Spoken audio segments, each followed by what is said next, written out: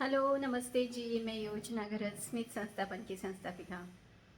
पिछले 28 सालों में हमने बहुत अलग-अलग तरीके के पेशेंट्स की केयर की है, जिसमें कि 15,000 जो मम्मी-पापा को हमने एडॉप्ट किया था, जो ब्रिज के नीचे से मिले, रेलवे मिसिंग में मिले, बड़े-बड़े हॉस्पिटल में मिले, घर में बंद पड़े हुए मिले, या मेंटल हॉस्पिटल से ठीक हो गए लेकिन घर वालों ने एक्सेप्ट नहीं किए।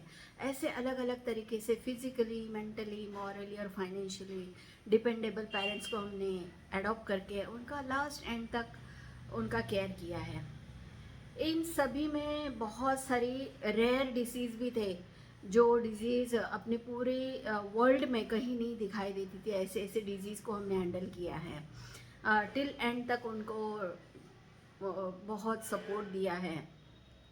इसमें एक बच्चा था 48 इयर्स का, जिसके मम्मी को भी ये बीमारी थी और उसके दादी को, नानी को भी ये बीमारी थी। तो ये बच्चे में ऐसा था कि पहले उसको पैरों में से सेंसेशन आना बंद हो गया, फिर धीरे धीरे घुटने तक उसका सेंसेशन आना बंद हो गया, और फिर कमर तक उसका सेंसेशन आना बंद हुआ। लास्ट एंड में उसका मतलब हार्ट भी बंद होने को आया, फिर धीरे धीरे उसका ब्रेन बंद हो गया। लेकिन मुंह से उसको हम लोग फीडिंग देना शुरू कर रहे थे, और लास्ट एंड तक हम लोगों ने उसको काफ़ी सपोर्ट दिया, जैसे कि मेडिकेशन से लेके फीडिंग तक और उसकी सफाई तक, हर एक चीज़ की। घर वालों ने भी एक्सेप्ट कर लिया था कि ये बीमारी भी ठीक नहीं होने वाली है, और दूर के रिश्तेदार थे, बाकी सारे रिश्तेदार तो एक्सपायर हो चुके थे। तो ये बीमारी मेरे दिमाग में क्यों रही, क्योंकि 1,000 डिजीज़ में पूरे वर्ल्ड में सिर्फ 1,000 ऐसे पेशेंट मिले थे, जिसमें से ये एक बंदा था। तो इसकी केयर हमने की, और हम खुद को ब्लेस समझते हैं कि हम ऐसे केसेस को हैंडल कर पाए।